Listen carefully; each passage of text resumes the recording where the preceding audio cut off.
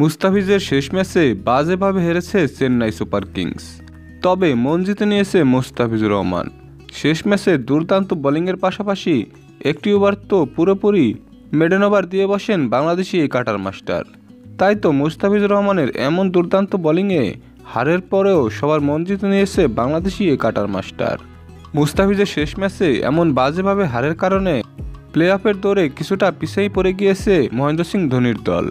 তবে মুস্তাফিজুর রহমানের প্রশংসা করতে ভুল করছেন না কেউই, কেননা শেষ মুহূর্তে মুস্তাফিজুর রহমানকে দলে আর পাচ্ছেন না মহেন্দ্র সিং ধোনির দল। দেশের হয়ে প্রতিনিধিত্ব করতে বাংলাদেশে ফিরে আসতে হচ্ছে মাঝপথেই। তাই তো মুস্তাফিজুর রহমানকে মিস করছে সবাই, কেননা মিস তো করারই কথা।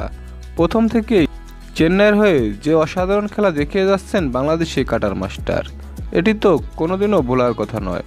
প্রথম থেকেই একের পর এক দুর্দান্ত বোলিং, দুঃসময়ে দলের পাশে দাঁড়িয়ে হাল ধরছেন বাংলাদেশি কাটার মাস্টার। এমনকি শেষ ম্যাচেও এমন এক নৈপুণ্য দেখিয়েছেন তিনি, যা এখনও পর্যন্ত আইপিএলে কেউ করতে পারেনি।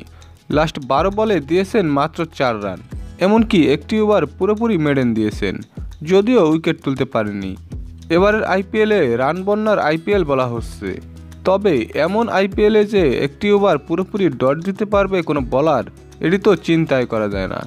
কেননা বলারদেরকে বাঁচানোর আকুতিও শোনা গেছে ইতিমধ্যেই।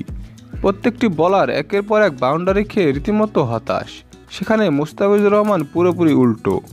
অন্যদের তুলনায় কম ম্যাচ খেলেও উইকেট শিকারীর তালিকায় সবার উপরে রয়েছেন বাংলাদেশি কাটার মাস্টার। শুধু তাই নয়, ইকোনমির দিক থেকেও এগিয়ে আছেন তিনি। শেষ মুহূর্তে যে বেলকি দেখিয়েছেন তিনি, সেটা সত্যিই অবিশ্বাস্য।